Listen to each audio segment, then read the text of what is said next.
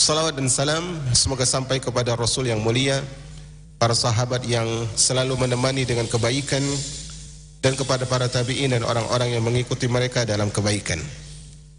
Jamaah yang dirahmati oleh Allah Azza wa Jal, di antara sahabat Nabi SAW yang terkenal dengan keilmuannya adalah sahabat yang mulia Mu'adz ibnu Jabal radhiyallahu ta'ala an.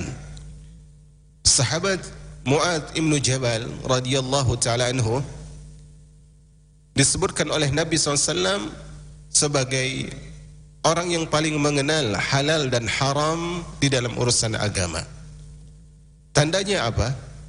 Tandanya adalah bahwasanya Mu'adz bin Jabal radhiyallahu anhu bukan sekedar seorang sahabat, tetapi dia adalah seorang alim, seorang yang berilmu, seorang yang paham, seorang yang mengenal hukum-hukum terkait agama Allah Azza wa Jal. Karena itu, karena alimnya sahabat yang mulia ini Mu'adz bin Jabal, karena begitu berilmunya sahabat yang mulia ini yaitu Mu'adz ibnu Jabal, maka alangkah indah jika kita mengambil faedah dari salah satu ucapan beliau tentang ilmu, motivasi kita agar tidak jemu di dalam belajar ilmu. Mu'adz bin Jabal radhiyallahu anhu mengatakan, ta'allamul ilma fa inna ta'limahu lillahi khasyatan wa talabahu ibadah. Kata Mu'adz bin Jabal radhiyallahu anhu, pelajarilah oleh kalian ilmu, belajarlah kalian ilmu. Fa inna ta'limahu lillahi khasyah, karena belajarnya, mengajarnya, belajar dan mengajar ilmu adalah bentuk ketaatan kepada, adalah bentuk rasa takut kepada Allah Azza wa Jalla. Dan Allah mengatakan, innama yakhsyallaha min ibadihi ulama'u, dan hanya orang-orang yang berilmu saja yang takut kepada Allah Azza wa Jalla. Kalau kita sering mendengar sebutan ulama, kiai, ustaz, atau orang alim, maka sejatinya kealiman tersebut bukan pada ilmu yang dihafal, bukan sekedar pada buku yang dibaca, tetapi kealiman tersebut adalah berada di dalam ketaatan kepada Allah Azza wa Jalla. Maka sahabat yang mulia ini Mu'adz bin Jabal radhiyallahu anhu mengatakan, pelajarilah oleh kalian ilmu, karena menuntut ilmu, belajar ilmu itu adalah salah satu bentuk rasa takut kepada Allah Azza wa Jalla. Jadi salah satu indikasi seorang hamba takut kepada Allah Jalla fi'ula adalah dengan dia menuntut ilmu. Wa talabahu ibadah. Dan Mu'adz bin Jabal radhiyallahu anhu mengatakan, menuntut ilmu itu adalah ibadah. Menuntut ilmu adalah ibadah.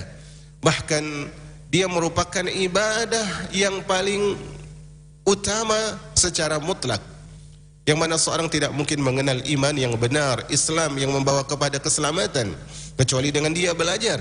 Karena itu saking besarnya nilai ibadah ilmu, Rasul sallallahu alaihi wasallam mengatakan, man salaka tariqan yaltamisu fihi ilman sahalallahu lahu bihi tariqan ilal jannah. Barang siapa yang meniti jalan menuju menuntut ilmu, barang siapa yang berjalan di jalan ilmu, maka Allah Subhanahu wa taala mudahkan baginya jalan menuju syurga. Allahu akbar. Wa muzakaratahu tasbih, dan mengulang-ulang ilmu, kita sudah paham, kita tetap hadir, kita sudah ngerti, kita tetap belajar, kita sudah khatam kitab ini, kita tetap ikuti kajiannya, kita terus mengulang dan saling belajar dan mengajar. Itu adalah tasbih kepada Allah Azza wa Jalla. Jadi tasbih bukan sekedar engkau ucapan subhanallah, subhanallah, subhanallah, tetapi tasbih juga adalah ketika engkau bermuzakarah terhadap ilmu. Wal bahthu anhu jihad. Kata sahabat yang mulia Mu'adz bin Jabal, dan mencari ilmu itu adalah jihad. Kita enggak ngerti sebuah hukum di dalam Islam, kita cari. Itu adalah jihad di jalan Allah Azza wa Jalla. Kita enggak paham tentang sebuah ajaran di dalam Islam, kita tanya. Itu adalah jihad. Bahkan jihad dengan ilmu itu lebih penting daripada jihad dengan harta dan jiwa. Karena seorang tidak mungkin berjihad dengan benar melalui harta dan jiwa raganya kecuali ketika dia mengerti ilmu tentang jihad. Wa ta'limahu liman la ya'lamu sadaqah. Dan kita ngajarin orang ilmu itu sedekah, kata sahabat yang mulia. Jadi sedekah itu banyak. Di antaranya Anda bisa bersedekah di tempat-tempat dakwah kepada orang-orang yang berdakwah, kepada pihak-pihak yang berdakwah. Tetapi di antara sedekah pula adalah ketika kita mengajarkan orang lain. Dan ingat, mengajar bukan harus menjadi seorang guru, bukan harus menjadi seorang sarjana. Ketika kita punya satu ilmu yang kita diberikan pemahaman oleh Allah, ajarkan orang lain, dan itu adalah sedekah yang terbaik. Wa bazluhu li ahlihi qurbah. Dan memberikan ilmu tersebut kepada ahlinya, kepada yang berhak menerimanya adalah bentuk taqarrub, mendekatkan diri kepada Allah Azza wa Jal. Sejatinya ucapan sahabat yang mulia ini, Mu'adz bin Jabal, adalah ucapan yang sangat berharga. Bahkan beliau melanjutkan, li'annahu ma'alimul halal wal haram wa manaru sabili ahlil jannah wa huwal unsu fil wahsati was sahibu fil ghurbah wal muhaddisu fil khalwah. Allahu akbar. Indah sekali ucapan sahabat yang mulia. Kata beliau, karena ilmu tersebut karena ilmu tersebut adalah lambang adalah sebuah tanda-tanda yang dengan ilmu kita mengenal yang mana halal, yang mana haram. Karena ilmu adalah penerang perjalanan seorang hamba menuju surga. Dan karena ilmu adalah teman terbaik ketika kita sendiri. Dulu saya pernah, pertemuan sebelumnya kalau tidak salah, saya pernah sebutkan bahwasanya orang banyak cara mereka menghibur dirinya, tetapi di antara cara terbaik menghibur diri, menghibur jiwa adalah dengan ilmu. Kalau kita sepi, yakinlah bahwasanya sebaik-baik teman untuk menemani kesendirian kita adalah ilmu. Justru terkadang berteman dengan orang-orang, dengan manusia yang lain terkadang menyakitkan. Bahkan ketika itu adalah orang terdekat kita, orang yang paling akrab dengan kita, teman-teman kita, keluarga kita, terkadang kita terluka. Tetapi ketika kita mendekatkan diri kita dengan ilmu, maka itu sebaik-baik teman. Kemudian wassahibu fil ghurbah. Sedangkan ilmu ini juga adalah seseorang sahabat yang akan menemani kita ketika kita dalam keterasingan. Kadang kita diasingkan atau dikucilkan atau kita di dalam perantauan, maka sebaik-baik sahabat adalah ilmu. Wal muhaddisu fil khalwah. Dan teman bicara terbaik itu adalah ilmu. Ketika kita murajaah Al-Quran, murajaah hadis, murajaah faedah yang kita tulis, itu adalah sebaik-baik lawan bicara. Inilah sebagian dari ucapan sahabat yang mulia Mu'adz bin Jabal radhiyallahu taala anhu. Semoga Allah meridhai beliau dan seluruh para sahabat dan mengumpulkan kita bersama mereka di jannah Allah yang tertinggi. Jamaah yang Allah muliakan, kita lanjutkan pembahasan atau pembacaan dari kitab Fawaidul Fawaid. Hari ini kita masuk kepada pembahasan yang ke-14, masih dalam pasal tauhid, yaitu tentang tawassul dengan asma Allah Azza wa Jal.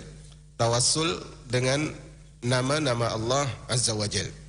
Dan pembahasan ini masih terkait hadis yang diriwayatkan oleh Al-Imam Ahmad rahimahullah dan lainnya dari sahabat yang mulia Abdullah bin Mas'ud, yang kemarin Rasulullah SAW sebutkan bahwasanya apabila seorang hamba ditimpa kegelisahan, direlung atau dilanda kesedihan, ketika itu seorang hamba membaca doa, Allahumma inni abduk, ibnu abdik, ibnu amatik, nasiyati biyadik, madin fiyya hukmuk, adlun fiyya qada'uk, as'aluka bikulli ismin huwa lak, sammayta bihi nafsak, aw anzaltahu fi kitabik, aw 'allamtahu ahadan min khalqik, aw ista'tharta bihi fi 'ilmil ghaibi indak, أن تجعل القرآن العظيم ربيع قلوبنا أن تجعل القرآن العظيم ربيع قلبي ونور صدري وجلاء حزني وذهاب همي وغمي.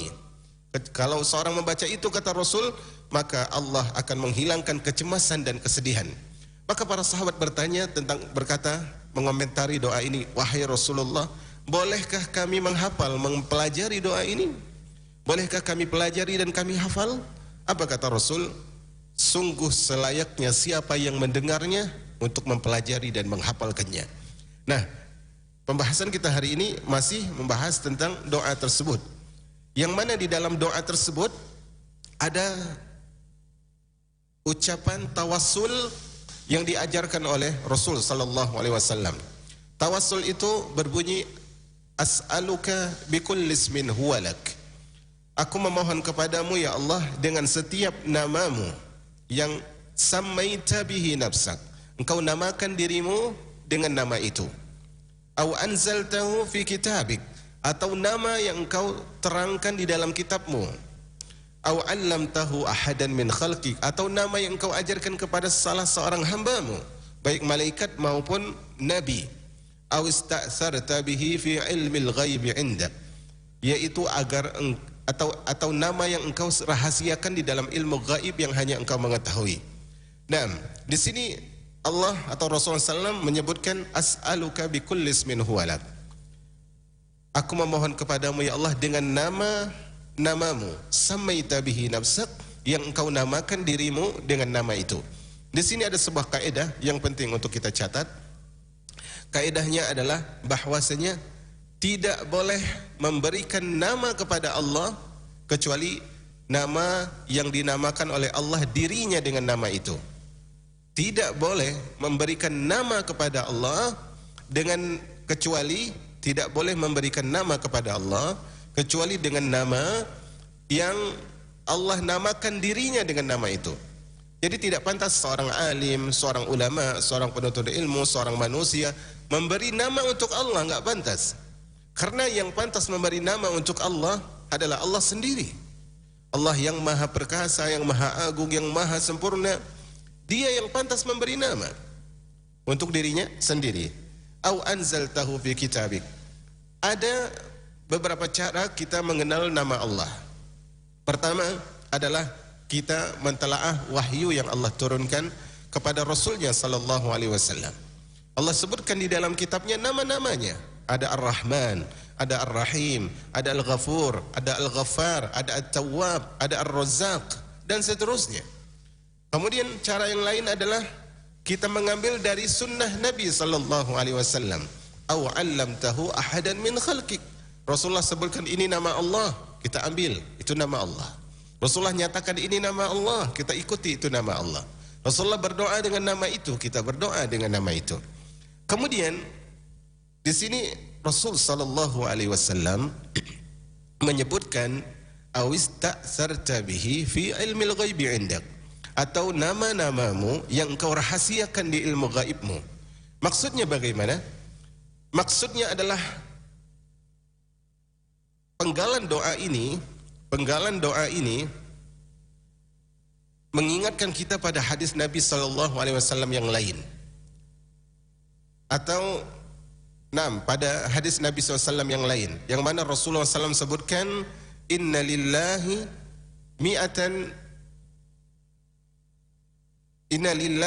tis'atan wa tis'ina isman. Sesungguhnya Allah Subhanahu wa taala memiliki 99 nama. Sungguhnya Allah, kata Rasul dalam hadis sahih, memiliki 99 nama. Man ahsaha dakhalal jannah. Siapa yang memahami nama tersebut, mempelajari, memahami, menghafalnya dan mengamalkannya, maka dia akan masuk ke dalam surga. Saya ulangi. Rasulullah bersabda dalam hadis yang sahih, sesungguhnya Allah Azza wa Jal memiliki 99 nama. Siapa yang mengihsa'nya, yaitu mempelajarinya, mengamalkannya, memahaminya, dia akan masuk surga. Dalam hadis ini Rasul sallallahu alaihi wasallam sebut bahwa Allah punya 99 nama. Tapi di dalam doa ini yang ada di dalam kitab kita, pembahasan kita, Rasulullah SAW mengatakan awista'zarta bihi fi ilmil ghaibi indak, atau nama yang engkau simpankan di dalam ilmu gaibmu. Bagaimana mengkompromikan dua hadis ini? Hadis yang pertama menyebutkan bahwa Allah memiliki 99 nama, sementara hadis ini menyebutkan bahwa Allah punya nama yang dirahasiakan. Berarti ada nama yang lain daripada 99.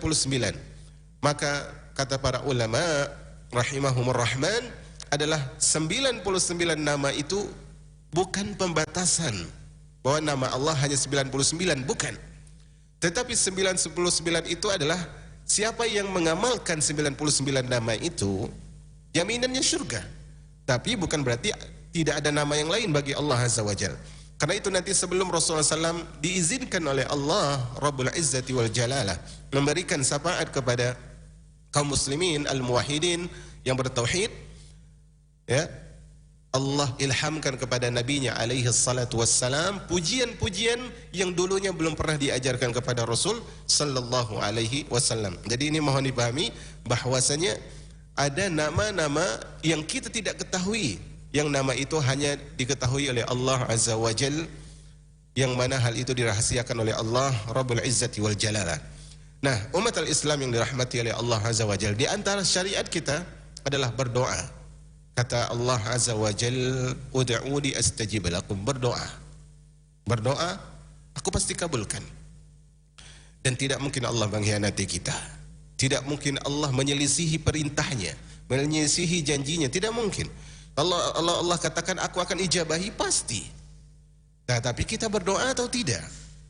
Maka selemah-lemahnya hamba adalah hamba yang tidak mampu memperbanyak doa. Selemah-lemahnya hamba adalah hamba yang tidak mampu memperbanyak doa. Apa salahnya dia meminta? Apa sulitnya dia mengadukan, mengeluhkan, mengajukan keinginan-keinginan dia kepada Allah? Dan Allah Subhanahu wa taala, di antara hal yang dapat menjadikan doa kita diijabahi oleh Allah, lebih diijabahi oleh Allah, adalah dengan bertawassul dengan nama-nama Allah. Allah menyebutkan walillahil asmaul husna fad'uhu biha, dan Allah memiliki nama-nama yang maha indah, nama-nama yang maha luar biasa kesempurnaannya. Fad'uhu biha, maka berdoalah dengan nama-nama tersebut. Wadharul ladzina yulhiduna fi asma'i sayadkhuluna jahannama dakhirin, dan biarkan orang yang melenceng terhadap nama-nama Allah, mereka akan masuk ke dalam neraka jahanam dengan keadaan hina dan dina. Maka di sini ada tawassul di dalam Islam. Makanya di dalam surah Al-Fatihah kan Allah ajarkan kepada kita. Allah mengajarkan tawassul dengan memujinya dan dengan nama-nama Allah. Allah sebutkan Alhamdulillahi Rabbil Alamin Ar-Rahmanir Rahim Maliki Yawmiddin. Semua ini nama Allah. Misalnya kita memohon rahmat ya kepada Allah, gunakan namanya Ar-Rahman, gunakan namanya Ar-Rahim.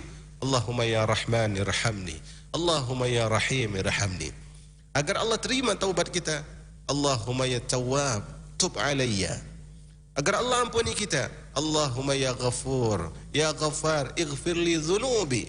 Gunakan nama-nama sesuai dengan permintaan kita. Kalau kita ingin meminta ilmu, ya Allah ya Allah ya Alim, ya Razzaq Dzul Quwwatil Matin, urzuqnil ilman nafi'. Misalnya seperti itu. Gunakan nama-nama sesuai permintaan kita. Kemudian kalau kita lemah, ya Allah ya Qawi ya Aziz innaka ala kulli syai'in qadir. Sebutkan nama-nama yang sesuai dengan permintaan kita. Bagaimana kita memahami itu? Ya belajar tentang makna dari nama itu. Di sini Al-Imam Ibnu Qayyim menyebutkan ungkapan ini merupakan bentuk tawassul kepada Allah dengan semua asma'nya, semua namanya, baik nama yang diketahui atau nama yang tidak diketahui oleh hamba. Tidak masalah. Kita tidak tahu nama itu, ya kita enggak nyebut nama itu, tapi kita katakan ya Allah dengan nama yang Engkau rahasiakan di ilmu gaibmu. Maka dengan itu kita sudah bertawassul, baik nama yang diketahui maupun nama yang tidak diketahui. Dan inilah maksudnya apa? Bertawassul, tawassul itu menjadikan wasilah ya. Dan inilah yaitu tawassul dengan nama-nama Allah adalah tawassul yang paling dicintai oleh Allah. Di antara tawassul adalah bertawassul dengan amal saleh. Di antara tawassul adalah bertawassul dengan doa orang saleh yang masih hidup dan mampu. Tetapi tawassul, wasilah, perantara yang paling baik untuk kita jadikan antara kita dengan Allah adalah dengan nama Allah Azza wa Jal. Karena itu Allah mengatakan di dalam rentetan ayat-ayat Ramadan, Allah mengatakan kepada Rasulnya, Allah mengatakan, wa idza sa'alaka ibadi anni fa inni qarib. Wahai Rasulullah, perhatikan terjemahnya baik-baik ya. Wahai Rasulullah, apabila hambaku bertanya kepadamu tentang aku, yang diajak bicara siapa? Rasul.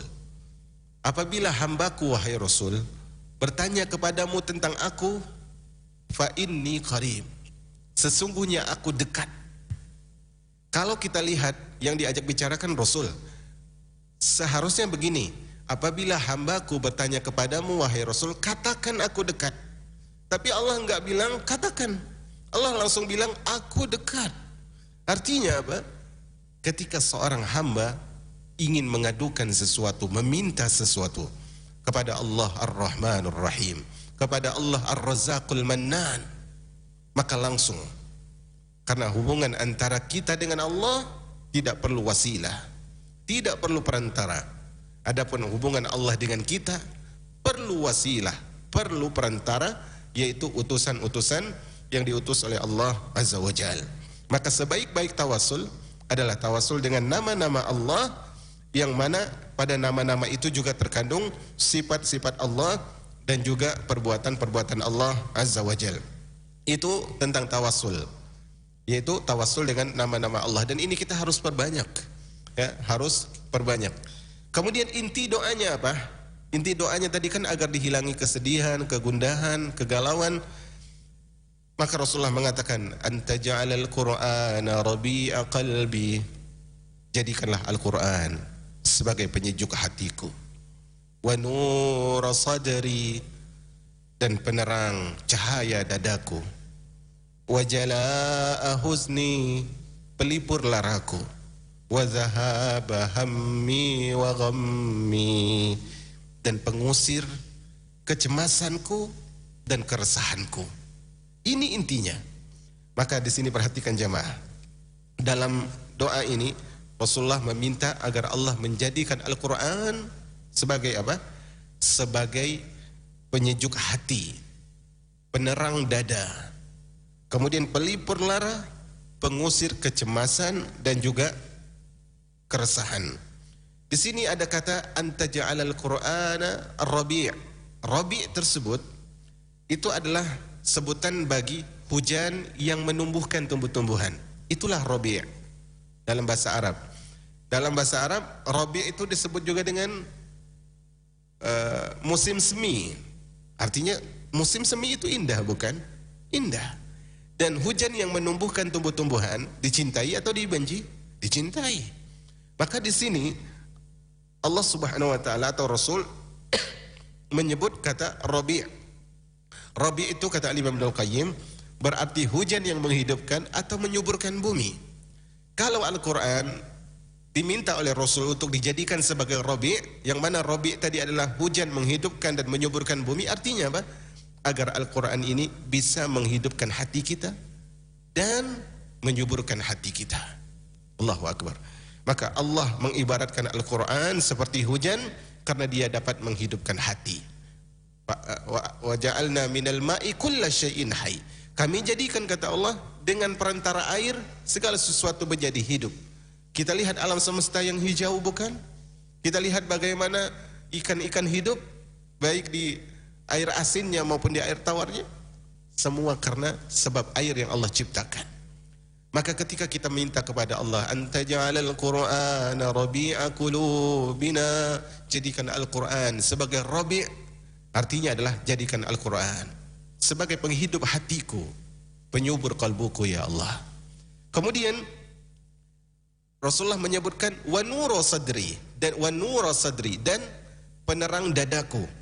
Kemudian kata Imam Ibnu Qayyim, dipadukan antara air yang memberikan kehidupan.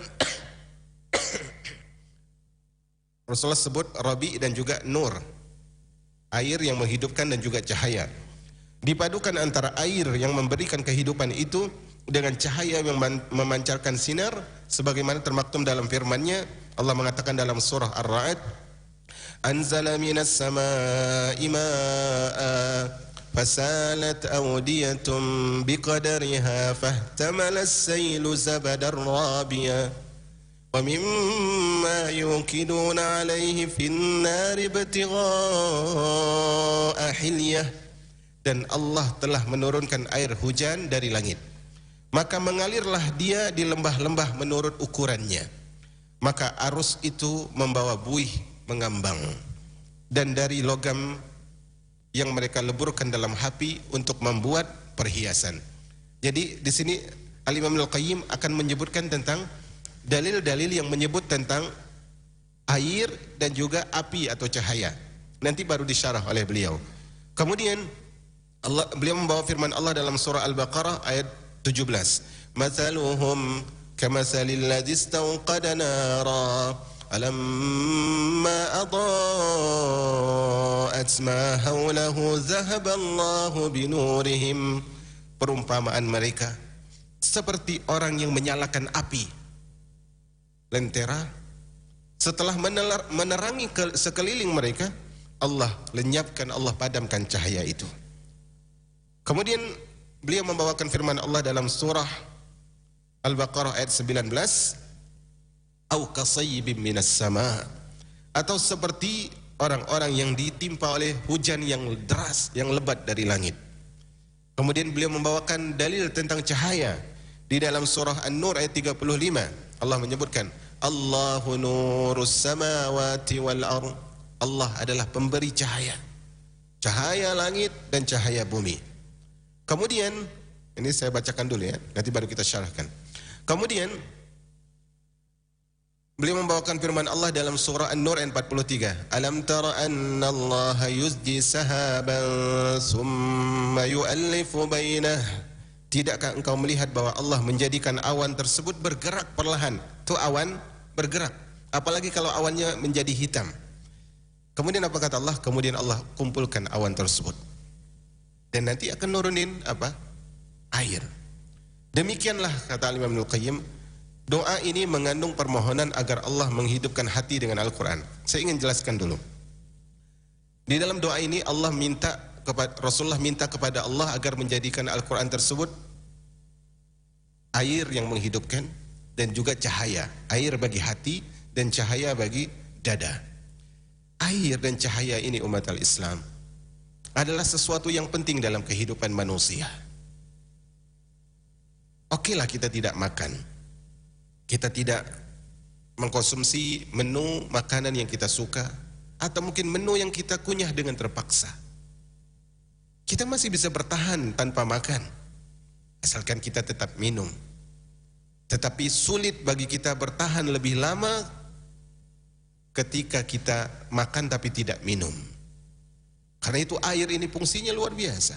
Karena itu di antara hal yang paling menakutkan ketika Allah uji umat manusia dengan apa? Dengan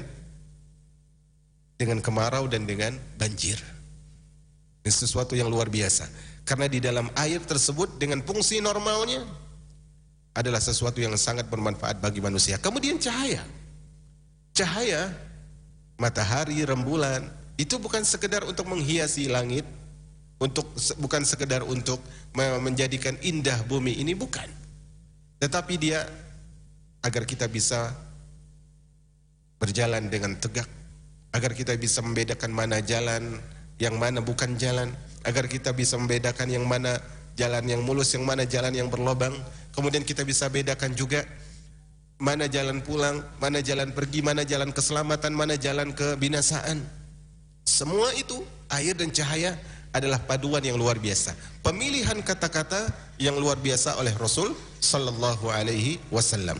Nah, di sini ketika air dan cahaya itu bersatu, maka itu menjadi sumber kekuatan yang luar biasa. Coba kita bayangkan, kalau ternyata hati kita terus tersirami oleh air kehidupan, dan jiwa kita, dada kita yang lebih lebar daripada hati itu disinari oleh cahaya-cahaya kemaslahatan, maka tidak ada keburukan yang bisa mengancam.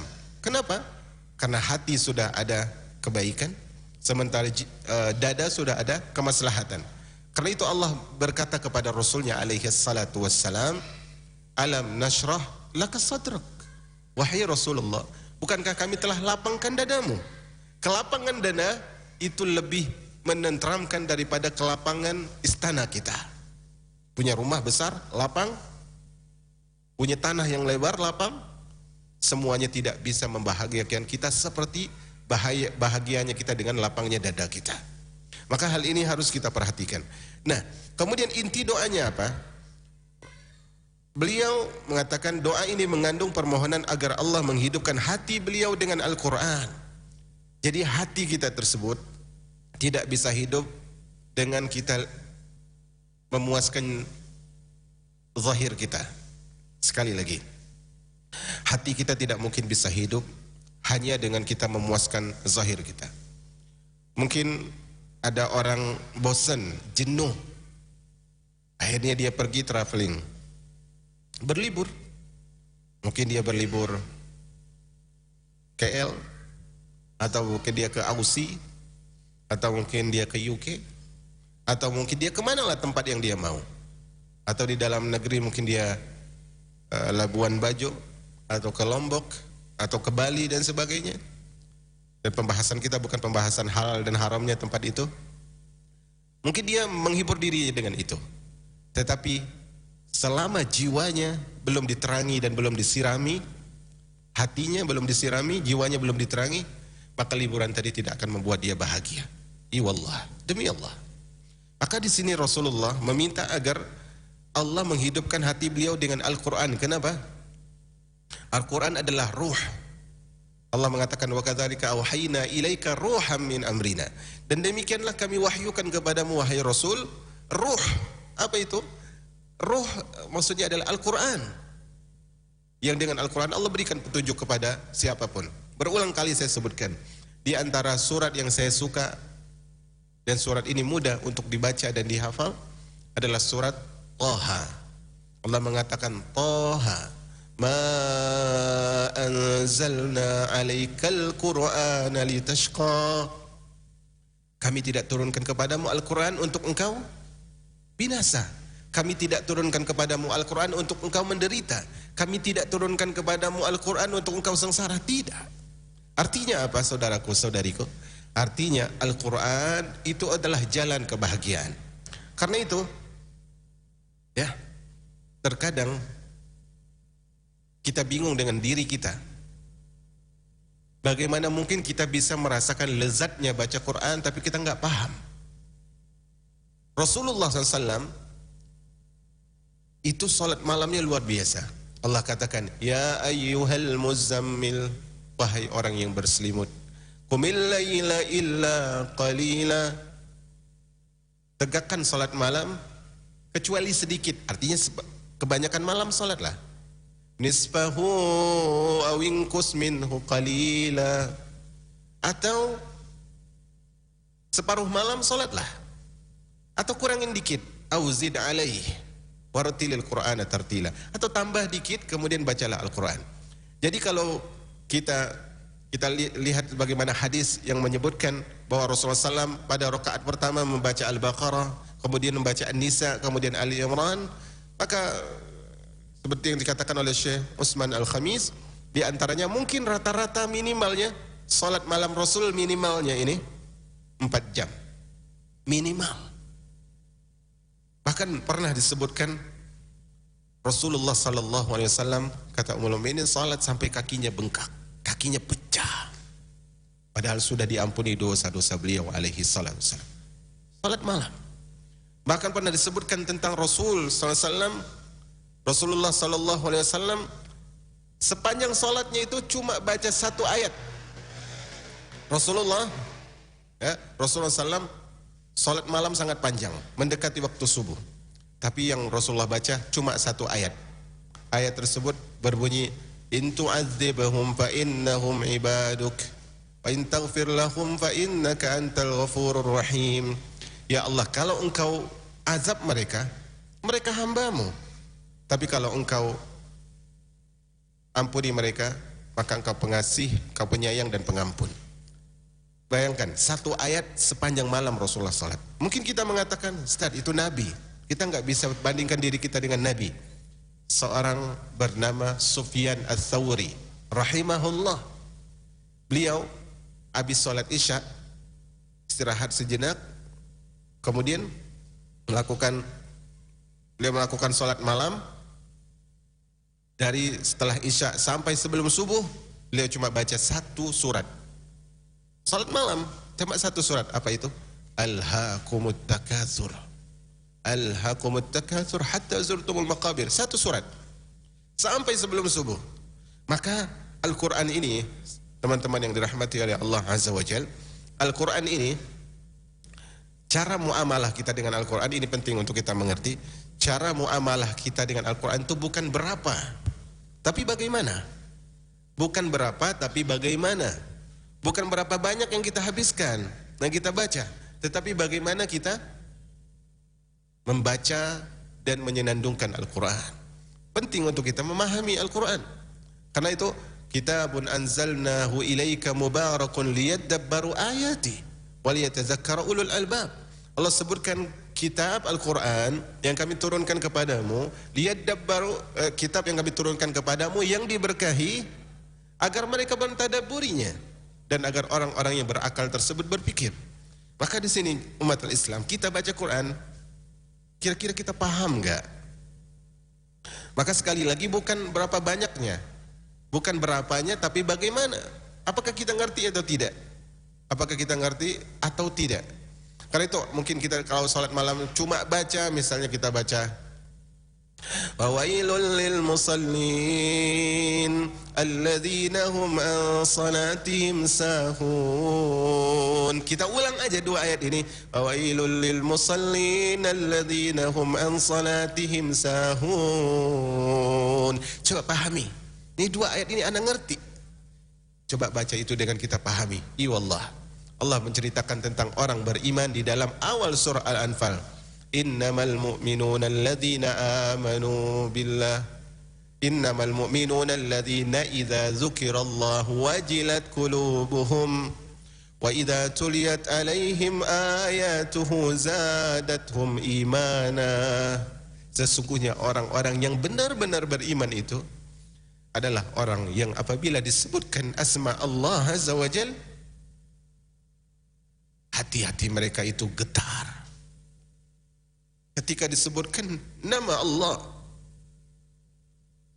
dia tahu dia berdosa, takut dia kepada Allah. Ketika disebutkan nama Allah Rahman, Tawwab, dia tahu dia punya harapan kepada Allah, dia bergetar. Ketika dia mungkin merasa kesusahan, kepedihan, dia tahu bahwasanya Allah menyayanginya, Allah Subhanahu wa taala akan berikan rezeki kepadanya. Maka jiwanya bergetar. Wa idza tuliyat alaihim ayatuhu zadatuhum imanan. Dan kalau dibacakan kepada mereka ayat-ayat Allah, tambah imannya.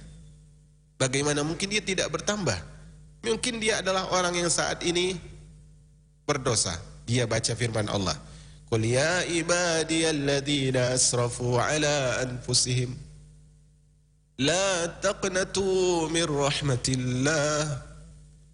Katakan wahai Rasul kepada hambaku yang melampaui batas terhadap diri mereka, zalimi diri mereka dengan dosa-dosa, la taqnatu min rahmatillah, jangan putus asa dari rahmat Allah. Innallaha yaghfirudz dzunuba jami'a, Allah ampuni semua dosa. Maka dengan itu bertambah nikmatnya, bertambah imannya.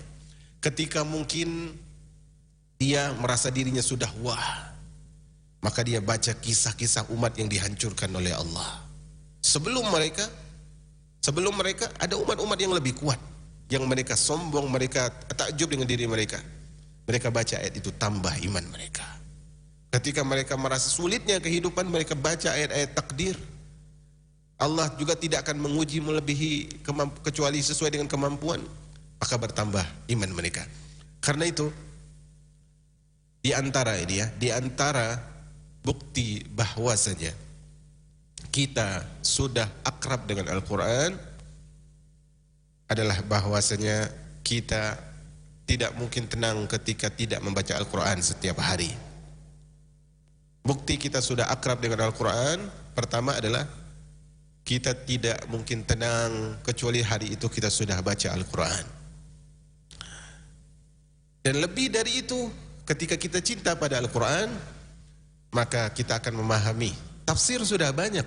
Di handphone kita bisa dapatkan tafsir. Cari tafsir-tafsir yang ringkas. Tafsir Muyassar atau tafsir As-Sa'di sudah ada. Atau tafsir yang menjelaskan perkata-perkatanya.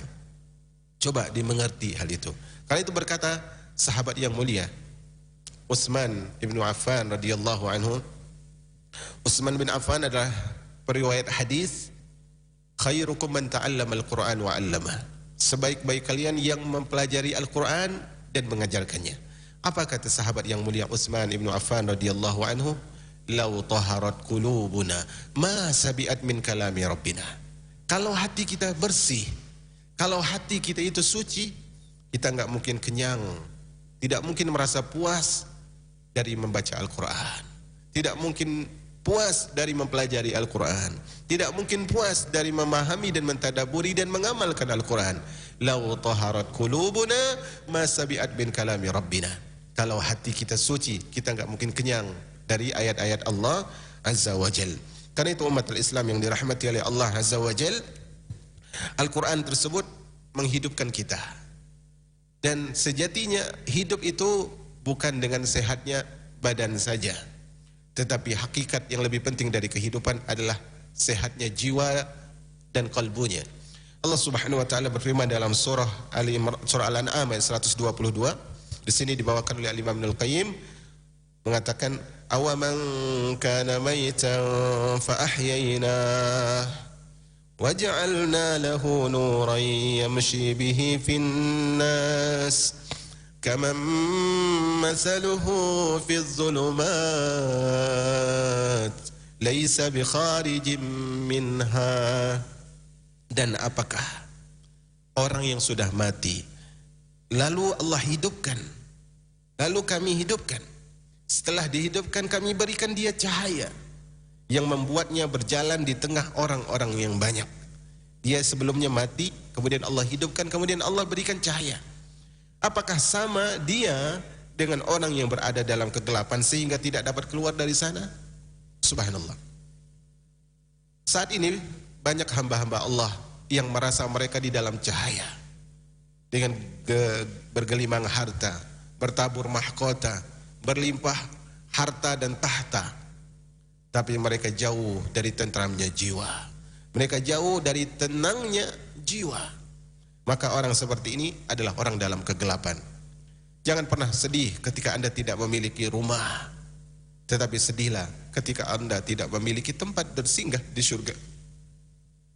Jangan pernah bersedih ketika Anda tidak bisa minum minuman terenak, minuman termahal, tetapi sedihlah ketika Anda tidak bisa meneguk dari telaga Nabi dan minum dari minuman surga. Jangan pernah sedih ketika Anda tidak punya kendaraan, tidak bisa jalan ke sana kemari, tapi sedihlah ketika Anda tidak bisa menikmati indahnya perjalanan di surga Allah Azza wa Jalla. Dikarenakan di sini Imam Ibnu Qayyim menjelaskan tentang cahaya bagi dada dan tentang air kehidupan bagi hati. Beliau sebutkan, dikarenakan ukuran dada lebih luas daripada hati, maka cahaya yang ada di dada akan mengalir ke hati. Dada lebih lebar daripada hati, hati lebih kecil daripada dada. Dikarenakan ukuran dada itu lebih luas, maka Rasulullah minta cahaya untuk dada, bukan minta cahaya untuk hati, tapi minta cahaya untuk dada. Maka cahaya yang ada di dalam dada itu akan mengalir ke hati, karena dadanya lebih luas. Sebab hati mengambil cahaya dari sumber yang lebih luas daripadanya, mengambil cahaya dari sumber yang lebih luas. Karena itu kalau kita punya rumah gede, misalnya kita berada dalam gedung yang gede, yang besar, tapi lampunya cuma satu, apakah bisa menerangi? Enggak. Karena penerang itu harus berada di penerang tersebut haruslah lebih luas. Dan perhatikan di sini, dan mengingat kehidupan badan dan setiap anggota tubuh bergantung pada kehidupan hati, dan telah diketahui sebelumnya bahwa kehidupan itu mengalir dari hati ke dada, maka ke seluruh tubuh, maka maka Rasulullah memohon agar hati diberikan kehidupan dengan hujan. Jadi di sini konteks Rasulullah perhatikan baik-baik. Untuk hati Allah minta hujan, Rasulullah minta air kehidupan. Tapi untuk dada Rasulullah minta apa? Cahaya. Karena dengan cahaya yang sudah terang, hati akan terang. Tapi air ini di mana? Di hati. Air dari hati akan mengalir ke dada. Ibarat apa? Ibarat mata air kecil mengalir ke penjuru kolam. Bisa dibayangkan ya? Keran kecil, baknya besar. Dari kecil inilah mengalir ke tempat yang besar. Maka dada yang terang akan menerangi hati yang lebih kecil. Hati yang punya air akan mengalirkan kepada dada yang lebih besar. Semoga hal ini bisa dipahami. Begitu pula kata beliau, mengingat kesedihan, keresahan, kesusahan itu bertentangan dengan kehidupan dan terangnya hati. Jadi orang kalau dia sedih, gampang susah, gampang resah, itu bertanda hatinya adalah hati yang jauh dari air kehidupan Al-Quran. Hatinya jauh. Karena itu Nabi SAW memohon agar semua itu sirna atau hilang. Dengan apa? Dengan Al-Quran. Dengan Al-Quran. Sehingga apa? Sehingga kedudukan itu, sehingga kedukaan itu, kesedihan itu sama sekali tidak kembali. Perhatikan di sini.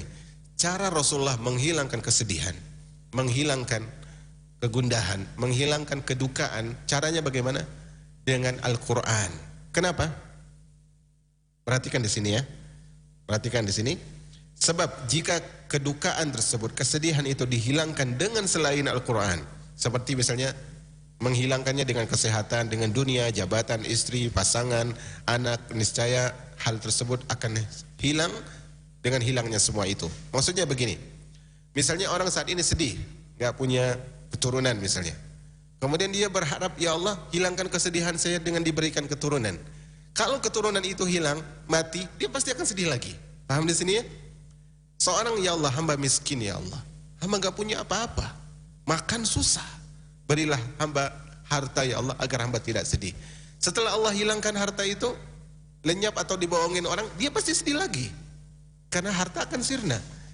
Misalnya, ya Allah, hamba perlu jabatan agar orang menghargai hamba. Ketika jabatan itu habis periodenya apa? Dia sedih lagi. Beda dengan Al-Quran. Al-Quran gak mungkin hilang sampai Allah Subhanahu Wa Taala menghancurkan alam semesta ini. Jadi kalau kita ingin menghibur diri kita, hiburlah dengan sesuatu yang tidak sirna. Hiburlah sesuatu yang menjadi peneman kita sepanjang masa. Karena itu umat al-Islam yang dirahmati Allah. Kalau kita punya perangkat gadget, punya handphone tapi di dalamnya tidak ada Al-Quran yang kita baca, itu sangat rugi. Dan bisa jadi itu akan berat hisabnya di sisi Allah tentang apa yang kita beli. Maka Al-Quran mengajarkan kepada kita bagaimana hidup yang baik. Bukankah Allah katakan di dalam awal-awal dari kitabnya, Dzalikal kitabu la raiba fihi hudal lil muttaqin. Itu adalah Al-Quran yang tidak ada keraguan di dalamnya. Hudan lil muttaqin, dan dia adalah petunjuk bagi orang-orang yang bertakwa. Maka jadikanlah teman-teman Al-Quran ini bukan hanya kita sibuk makharijul hurufnya, bukan hanya kita sibuk bagaimana memperbaguskan iramanya. Wallah. Dulu waktu kita masih nyantri, waktu kita masih bersaing sama teman-teman, dulu kita punya kejadian di pesantren kita. Dulu di antara imam masjidnya santri yang punya kapasitas untuk menjadi imam. Kemudian di antara kebiasaannya, dulu kan zamannya tidak seperti zaman sekarang ya. Kalaupun dulu ada ya warnet misalnya, dan itu pun digunakan dengan secukupnya saja. Nah dulu di pesantren kita itu bersaing, siapa yang bacaannya paling indah. Bukan untuk dipuji atau apa, tapi kita pengen bacaan kita paling indah. Maka ada yang menghafal syekh ini, yang ikut ini ya. Bahkan di antara kita itu ada yang kalau dia dapat murotal bagus, potongan murotal bagus, dia hafalin surat itu dengan nada itu plek persis. Kemudian dia nggak kasih tahu yang lain dulu, dia dulu yang mengkonsumsi nada itu. Atau mungkin yang temannya juga sebenarnya udah tahu, tapi dia hafalin dulu baru kemudian dia jadikan itu sebagai ayat untuk imam. Berlomba-lomba. Tapi setelah kita semakin dewasa, semakin mengerti bahwasanya bukan untuk itu saja. Betul, zayyinul Quran bi aswatikum. Hiasi Al-Quran dengan suara kalian, baca dengan bagus, itu benar. Tetapi tujuan utamanya bukan itu. Kalau dulu misalnya kita sering menghafal nada Syekh Fulan, Syekh Fulan. Sekarang akhirnya kita temukan bahwasanya bacaan yang paling baik untuk saya adalah bacaan yang sesuai dengan jiwa saya. Misalnya orang kalau dia dengan bacaan cepat tidak bisa mentadabburi Al-Quran, jangan baca dengan cepat. Kecuali kalau dia mau tadarus menghatamkan banyak di waktu tertentu. Misalnya dia niru Syekh. Kalau dengan Syekh dia tidak bisa, dengan nada Syekh dia tidak bisa mentadabburi Al-Quran, jangan. Baca pelan. Misalnya dia baca firman Allah Azza wa Jal di dalam surat apa misalnya? Surah Al-Qamar atau Al-Mudaththir, Allah berfirman, "Ma salakakum fi saqar." Coba baca Al-Quran itu seperti kita sedang diajak bicara oleh Al-Quran. Misalnya, "Ma salakakum fi saqar." Ditanyakan kepada mereka, apa yang memasukkan kalian ke dalam neraka Saqar? Qalu lam naku minal musallin. Penduduk neraka bilang, karena dulu kami enggak peduli dengan salat. Walam naku nut'imul miskin. Kami enggak pernah nyantunin orang miskin. Coba kalau kita lewati ayat-ayat yang sedih, kita ikut sedih. Misalnya Allah berfirman dalam surah Al-A'raf tentang penduduk surga.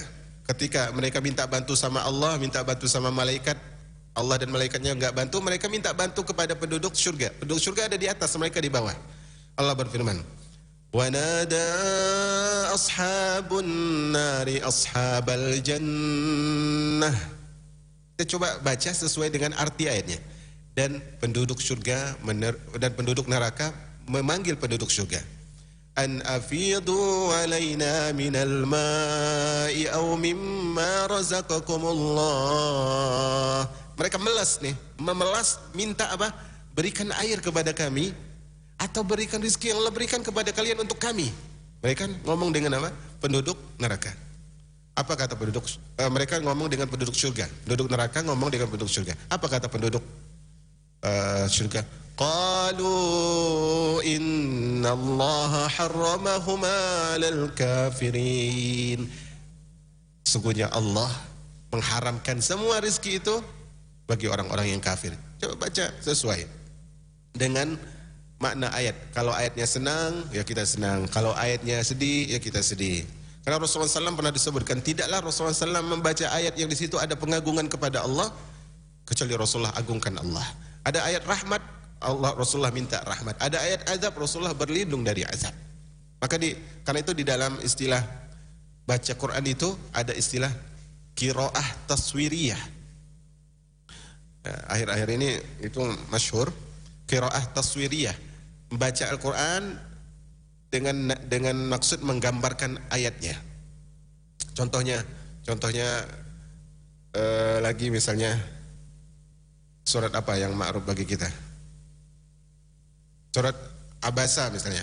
Fa idza ja'atis sakhah. Apabila telah datang hari kiamat. Yauma yafirrul mar'u min akhihi. Seorang lari dari saudaranya. Wa ummihi wa abihi. Dari ibunya, dari ayahnya juga lari. Wa sahibatihi wa banihi. Dan dia lari dari pasangannya, lari dari anaknya. Likulli imri'im minhum yawma idzin sya'nun yughni. Hari itu seorang masing-masing berharap dari amalnya. Kemudian wujuhu yawma idzin musfirah dhahikatum mustabshirah. Hari itu ada wajah yang cerah, ketawa wajah. Mereka ketawa dan mereka bahagia. Kemudian setelah itu Allah sebutkan apa? Wa wujuhu yawma idzin 'alaiha ghabarah. Ada wajah-wajah yang berdebu. Maka itu baca sesuai dengan ayat yang kita baca. Berusaha untuk memahami kita paham satu ayat di dalam Al-Quran yang merubah diri kita lebih baik, itu adalah lebih indah. Karena itu disarankan sebagaimana para ulama dulu mengamalkan. Ada salah seorang ulama, dia itu punya, ini di luar Ramadan ya, di luar Ramadan, dia punya dalam setahun itu dia punya dua paket hafalan Al-Quran, dua paket hataman Al-Quran. Yang pertama adalah dia hatam 2 kali sebulan. Yang satu lagi dia hatam sekali setahun. Yang 2 kali sebulan ini itu dia hatam Al-Quran, bacanya cepat. Ya kayak kita Ramadan, Alif Lam Mim dzalikal kitabul. Adapun hatam sekali setahun itu hatam sambil mentadaburi. Jadi ada menghatami untuk menghatamkan bacaan, ada menghatam Al-Quran dengan tadaburi. Baca tafsir ringkasnya. Jadi kalau kita ingin baca Quran kita bermanfaat, jangan lewatkan ayat itu kecuali kita paham. Kalau kita ingin memahami ayat Al-Quran, jangan melanjut ke ayat selanjutnya kecuali ayat yang tadi udah paham. Misalnya ketika Allah mengatakan tentang hal ata 'alal insani hinum minad dahr lam yakun syai'an madhkura. Tidakkah datang waktunya bagi manusia dia mengingat hari masa di mana dulu dia belum disebut, dia belum ada nama dulu, belum dilahirkan. Kita pikir, baca tafsirnya, apa maksud dari ayat ini. Kemudian baru ayat yang kedua dan seterusnya. Kemudian di sini di paragraf terakhir beliau sebutkan ada 3 hal yang dilahirkan oleh sesuatu yang dibenci hati. Artinya apa? Sesuatu yang dibenci oleh hati itu akan mengakibatkan 3 keburukan. Yang pertama adalah huzn. Huzn itu adalah kesedihan. Yang kedua adalah alham, pakai hak, alham, kecemasan. Kemudian yang ketiga adalah al-gham, yaitu keresahan, kesedihan, kecemasan, dan keresahan. Apa perbedaannya? Ini kalau hati kita nggak baik akan muncul 3 perkara ini. Pertama, kalau berkaitan dengan masa lalu itu adalah al-huzn, kesedihan. Jadi kalau hati kita sedih itu berarti tentang masa lalu. Kemudian kalau berkaitan dengan masa yang akan datang itu namanya alham, cemas. Karena belum terjadi, gimana ya nanti, cemas, alham. Kemudian untuk masa saat ini, masa sekarang itu adalah keresahan yang disebut dengan al-gham. Maka di sini Rasulullah berdoa apa? Wa jalaa huzni wa zahaba hammi wa ghammi. Al-Quran jadi pelipur laraku, artinya menghilang kesedihan. Wa zahaba hammi, yaitu mengusir kecemasan. Wa zahaba ghammi, dan mensirnakan apa? Keresahan. Kecemasan tadi, kemudian keresahan. Maka 3 hal ini, kesedihan, kecemasan, keresahan, semua tersebut akan sirna kalau Al-Quran dijadikan sebagai cahaya, sebagai kehidupan bagi hati dan cahaya bagi dada. Makanya umat al-Islam yang dirahmati oleh Allah, kalau kita perhatikan ya kehidupan para ulama dengan Al-Quran, dulu para sahabat mereka sholat malam baca Quran, itu disebutkan oleh ahli sejarah, kalau ada burung yang hinggap di kepala mereka, burung tersebut nggak akan lari. Kenapa? Baca Qurannya khusyuk sekali. Dan pengaruh Al-Quran ini luar biasa. Pengaruh Al-Quran ini luar biasa. Siapa yang tidak kenal dengan Umar Ibn Al-Khattab radhiyallahu an? Sangat membenci Islam, sangat memusuhi Rasulullah SAW, sangat tidak suka kepada orang masuk Islam. Wallahu a'lam bishawab. Kisah yang paling sahih tentang Islamnya Umar, kan kisah yang menyebutkan tentang Islamnya Umar adalah dia ingin bunuh Rasul, kemudian dikasih tahu bahwa saudarinya Fatimah bintul Khattab masuk Islam, kemudian membaca lembaran surat At-Toha, membaca lembaran surat Toha. Kemudian Umar masuk Islam. Itu yang masyhur. Tetapi yang sahih wallahu a'lam bishawab adalah Umar masuk Islam itu karena mendengar Rasul baca Quran. Ketika Umar sedang berada di Masjidil Haram di dekat Ka'bah, saat itu Rasulullah sedang salat. Rasulullah baca Al-Quran. Apa kata Umar? Ini Rasulullah SAW ini, Muhammad ini penyair. Saat itu Rasulullah baca surat Surat Al-Haqqah kalau tidak salah. Kata Umar, ini Muhammad ini penyair. Rasulullah saat itu baca surah Al-Haqqah sampai pada ayat wa ma huwa biqauli syair qalilan ma tu'minun. Ini bukan ucapan penyair, tapi kalian tidak percaya. Umar bilang Muhammad ini penyihir. Rasulullah melanjutkan bacaannya dan tidak tahu ada Umar. Wa ma huwa biqauli sahir qalilan ma tazakkarun. Ini juga bukan ucapan penyihir, tapi kalian tidak pernah mengingat. Tanzilum min rabbil alamin. Ini adalah kitab yang diturunkan dari Allah. Maka saat itu Umar menemui Rasul setelah Rasul salat dan dia memeluk Islam. Al-Quran bisa merubah orang. Rasulullah pergi ke pasar-pasar mendakwahkan orang. Apa yang Rasulullah dakwakan? Rasulullah bacakan Al-Quran. Mereka ngerti bahasa Arab, Rasulullah bacakan. Ya, masuk Islam. Makanya metode dakwah terbaik, bacakan Al-Quran. Mungkin kita punya kata-kata yang indah, punya sajak yang membuat orang terpikat, tapi tidak ada yang lebih mempengaruhi hati daripada Al-Quran. Maka jadikanlah Al-Quran ini sebagai kebaikan untuk diri kita, yaitu berdoa juga dengan doa yang tadi, antaja'al al-Qur'ana rabi'a qalbi wa nura sadri wa jala'a husni wa zahaba hammi wa ghammi. Layak bagi orang yang mendengar ini untuk menghafalnya. Maka teman-teman yang dirahmati oleh Allah Azza wa Jalla, saya kira untuk hari ini sampai di sini pelajaran kita tentang kitab Fawaidul Fawaid. Saya tidak tahu ada mic atau tidak di atas. Kalau ada pertanyaan, maka kita buka kesempatan untuk pertanyaan pelajaran sebelumnya dan pelajaran hari ini. Jika tidak ada, kita akan tutup. Karena itu jika ada, silakan disegerakan. Naam.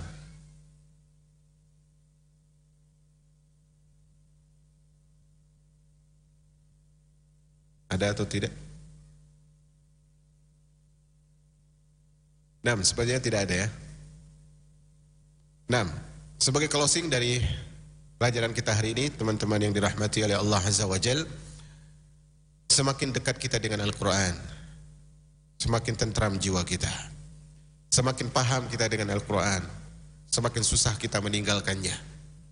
Kalau kita kenal dengan seseorang yang sangat baik, kita pasti ingin sama dia terus. Al-Quran adalah memberikan kita banyak kebaikan. Maka mendekatlah kepada Al-Quran. Semoga Allah berikan kepada kita kebaikan-kebaikan dan keselamatan, dan lebih cinta kepada Al-Quran, dan suka mempelajari Al-Quran, apalagi lah tafsirnya, dan juga perbaiki. Karena bisa jadi di antara kita ada yang umurnya sudah 60-an atau 70 tahun, enggak benar dia baca Quran. Mungkin dia main gamenya jago, bisnisnya mahir, tapi baca Al-Qurannya kacau. Dia akan ditanya oleh Allah Azza wa Jal. Wa sallallahu ala nabiyyina Muhammad. Subhanakallahumma bihamdika asyhadu an la ilaha illa anta astaghfiruka wa atubu ilaik. Assalamualaikum warahmatullahi wabarakatuh.